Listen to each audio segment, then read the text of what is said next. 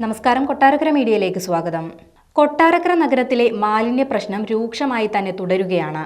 നഗരം മാലിന്യമുക്തമാക്കാനുള്ള നടപടികൾ അധികൃതർ തകൃതിയായി നടത്തുമ്പോഴും നഗരത്തിന്റെ മുക്കിലും മൂലയിലും വരെ മാലിന്യങ്ങൾ കുന്നുകൂടുകയാണ്. പുലമൺതോട്ടിലെ മാലിന്യ പ്രശ്നം ചർച്ചയാകാൻ തുടങ്ങിയിട്ട് കാലങ്ങളായി. മാലിന്യമുക്തമാക്കുന്നതിന്റെ ഭാഗമായി പുലമൺതോട് വൃത്തിയാക്കിയെങ്കിലും ഇപ്പോഴും തോട്ടിലേക്ക് മാലിന്യങ്ങൾ തള്ളുന്നതിൽ യാതൊരു കുറവുമില്ല. ഒരിക്കലും മാലിന്യമുക്തമായ ജലാശയമായി പുലമൺതോട് മാറില്ലെന്ന് വീണ്ടും അടിവരയിടുകയാണ് ഇപ്പോൾ വീണ്ടും കുന്നുകൂടുന്ന ഈ മാലിന്യങ്ങൾ.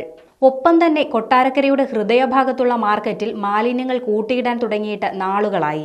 പഴയ മാർക്കറ്റ് പൊളിച്ച സമയം മുതൽ ഈ മാലിന്യ കൂമ്പാരം അവിടെ കിടക്കുകയാണ്.